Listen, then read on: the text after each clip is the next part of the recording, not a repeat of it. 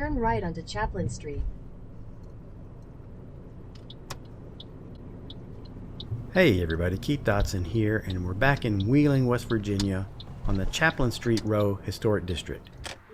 Can you believe this place? It's almost like stepping back in time. In fact, the National Register of Historic Places application from 1983 said, and I'm quoting, "The 8 homes from 2301 through 2323 Chapline Street have been described as the best extant example of a series of high-style Victorian structures in West Virginia. 7 of the 8 buildings appear almost exactly as they were during the 19th century." End quote. The blue-gray house that we're focused on at the moment was the home of wealthy businessman Henry Schmulbach, a German immigrant who lived from 1844 to 1915. I'll be releasing a separate video about Henry Schmulbach, so I won't dwell on him too much here, but he was a fascinating guy. I'll talk a little bit more about him when we circle back around in the history section of the video. Notice how he put his initial on the gate and doors in the form of a $sign. That says a lot about the man. This shot turned out a lot better than I expected. Since I was shooting in the shadows, I used a flashlight to bring out the surface of the gate, creating separation from the background by allowing it to go darker.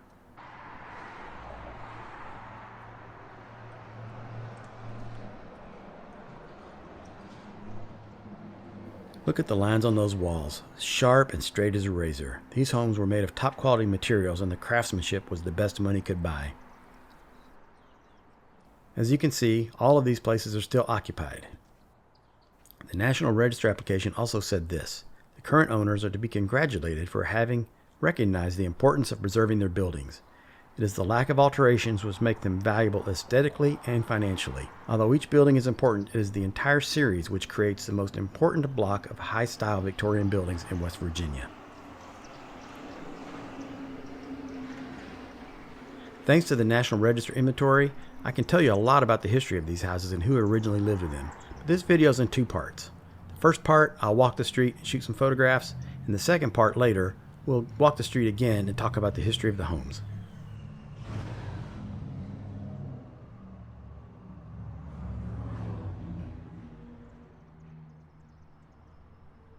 From a photography point of view, this is the worst possible scenario: blue sky and direct midday sun. But I was undaunted and I made photographs anyways.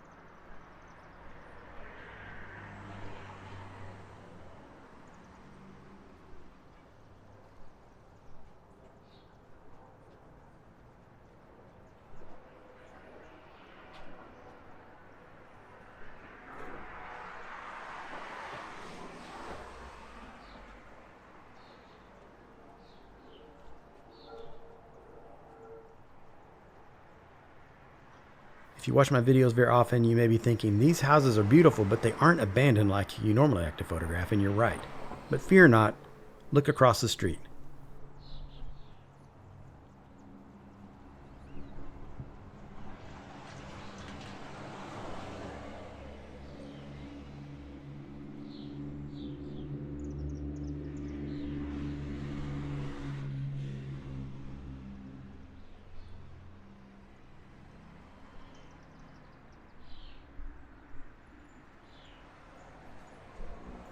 After we finish our initial walk around, I'll be coming back here to shoot this house.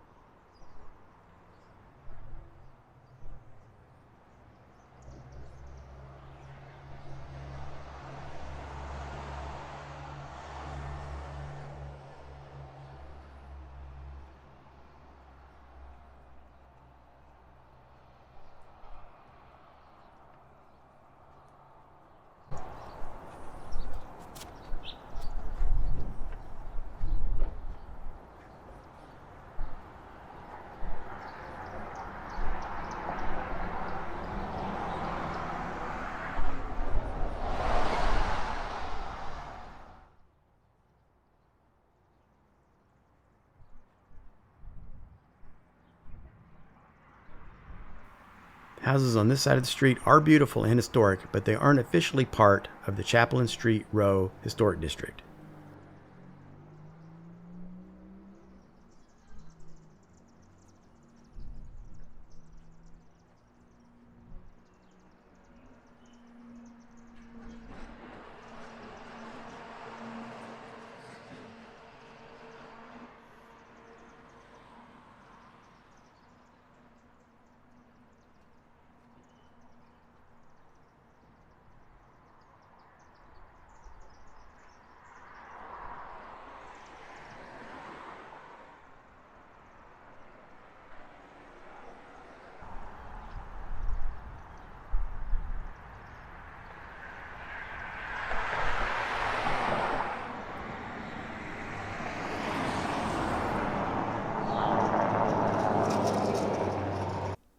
I think this ivy-covered house looks amazing, but I seriously crave some cloudy skies here. The light was so harsh and the shadows are going to be really deep. To process it, I really had to open up those deep shadows, and I'm actually pretty happy with this outcome. It looks sun-washed and full of light.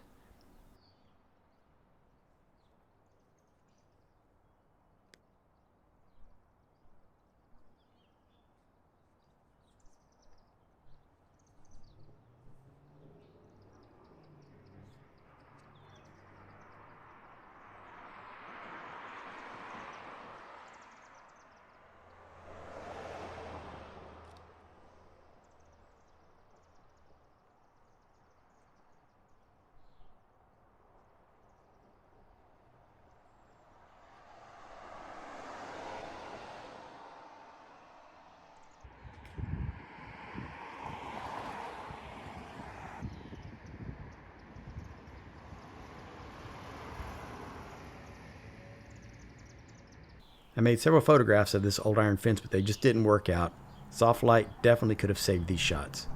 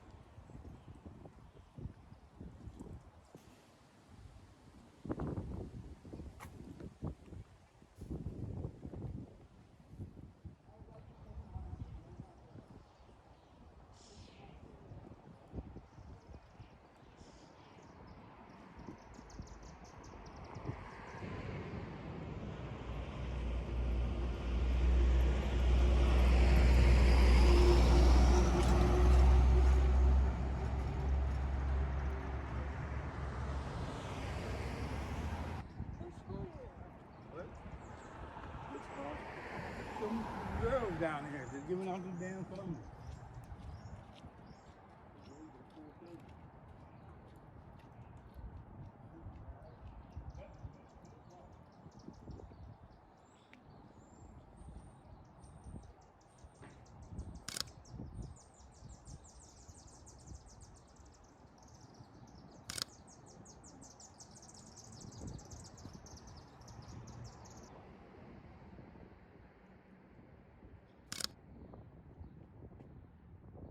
Okay, y'all, that ends the photography portion of the video. At this point, we'll walk down the street and talk about the history of the homes. If you're interested in that, please keep watching. And if you're ending now, thank you for going this far with us. But before we transition into the second half of the video, here's a recap of the images I shot on this day.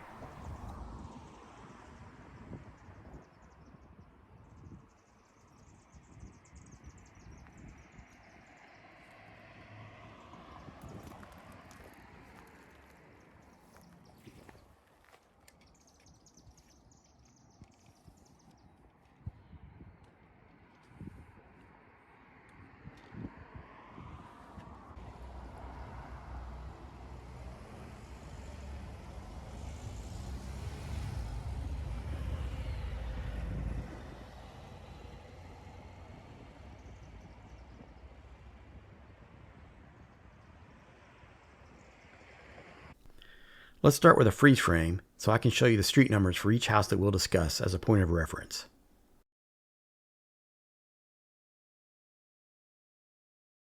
I'll have a matching blog post on my website at icatshadows.com where you can see these graphics in detail. These are public domain diagrams courtesy of the Library of Congress.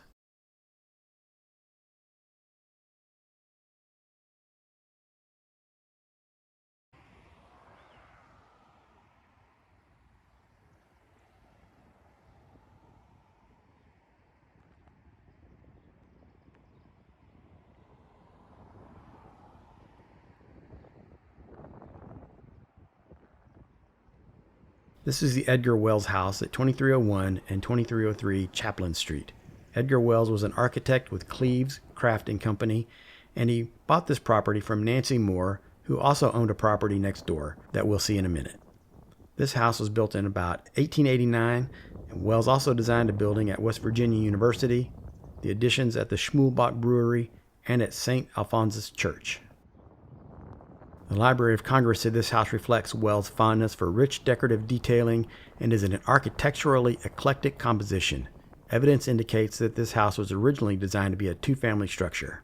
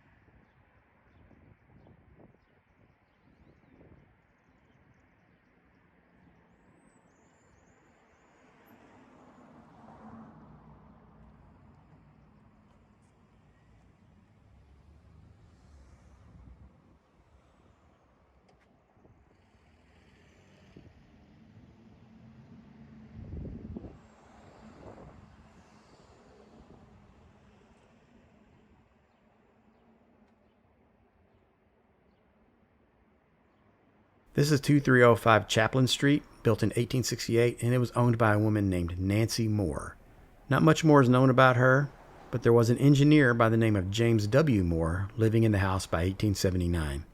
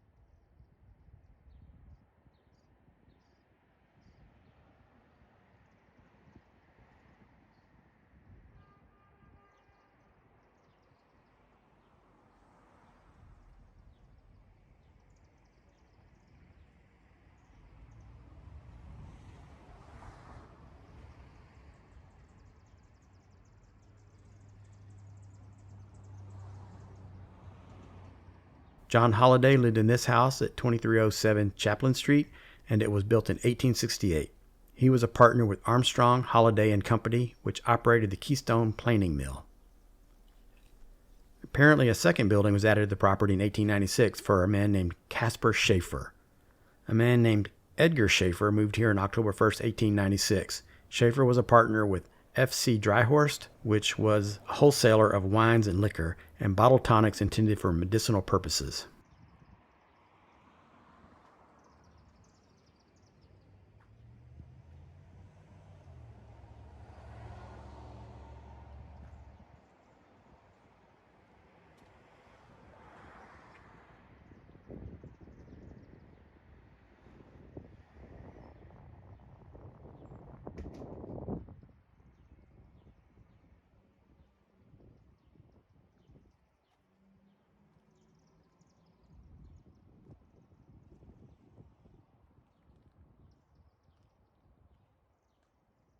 Next, we move on to 2311 Chapline Street, which of course was the home to the street's most famous character, Henry Schmulbach. A building was constructed here in 1868 for a man named William Delbregge, a carpenter. But as the National Register inventory sheet said, and I'm quoting, "It is Henry Schmulbach who has left his initials on the front doors and his accomplishments recorded in the history books." End quote. I intend to do an entire video about Schmulbach and his various locations in Wheeling, but for now I'll say that Schmulbach came to Wheeling from Germany at the age of 8 in 1844 with his parents. In 1865 he quit his job in the grocery business and embarked in the wholesale liquor business. In 1882, while living in this house, he formed the famous Schmulbach Brewing Company. Henry Schmulbach became a very successful businessman with interests in banking, street railways, a telephone company, steel companies, steamboat companies, an amusement park, and of course the brewery. He also built the first skyscraper in West Virginia, which for many years was known as the Schmulbach Building, and it still stands today in downtown Wheeling. Schmulbach also had a controversial personal life, which is why I want to make an entire video about him. It's very tempting to imagine this larger-than-life character arriving here at curbside in his double-rig, horse-drawn wagon, walking through this very same gate and entering through the front doors bearing his initials.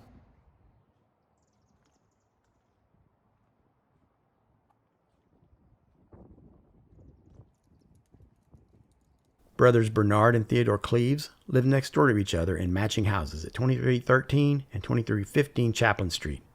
Both houses were probably built in 1885.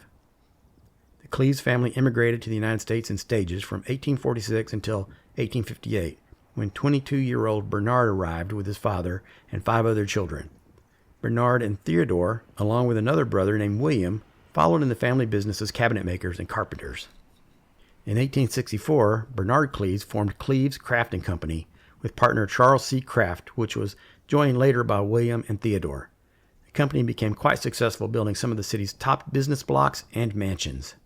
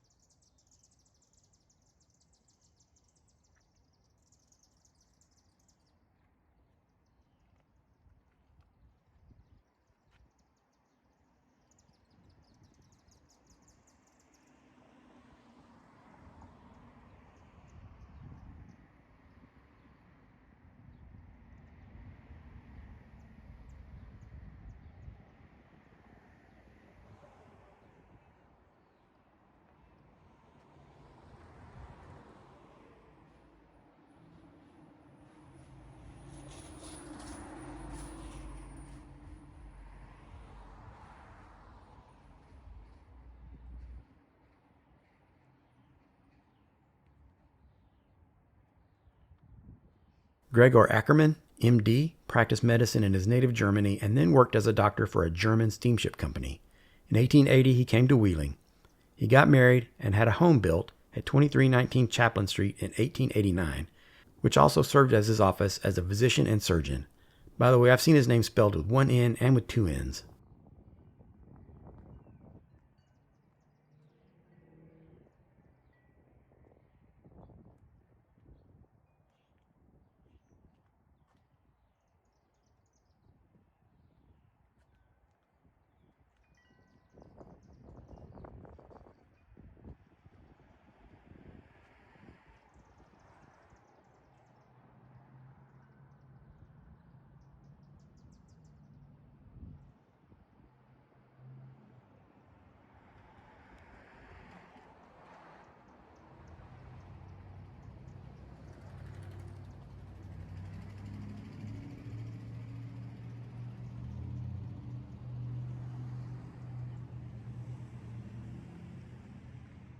Henry S. Richards was a tailor, and his house at 2321 to 2323 Chapline Street was built sometime around 1853.